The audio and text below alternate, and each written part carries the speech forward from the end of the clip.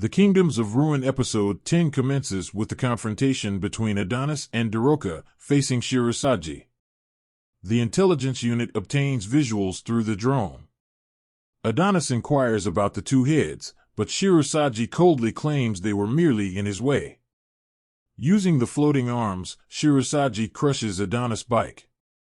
Shirasagi makes the two heads kiss, which Daroka protests against. Adonis attempts to intervene, but Shirasagi strikes him with a powerful punch, sending him flying. Despite Adonis trying to shoot, Shirasagi swiftly dodges the bullets. Adonis resorts to magic, enlarging a bullet, yet Shirasagi slides right under it. Daroka uses her love spell to restrict his movement, but Shirasagi breaks free of the spell and reveals he is already under the queen's love spell. Suddenly, Shirasagi releases the hummingbird.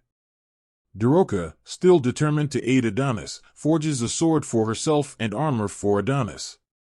The hands charge at them from all angles, and they engage in combat, destroying the arms. Although they manage to hold them off, they discover that there are simply too many.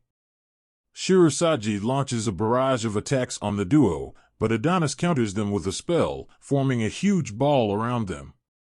They charge at him like a cannonball. Despite advice to dodge, he withdraws the hands and employs them to halt the ball's momentum. Following this, Adonis breaks out of the ball and charges to attack Shirasagi, who counters with the arms. Daroka jumps out to surprise attack Shirasagi but only manages to stab him in the foot. Shirasagi then strikes both Daroka and Adonis, who uses his spell to ensnare Shirasagi. But Shirasagi uses hand movements to command a few of his hands to restrain Adonis from writing any more spells.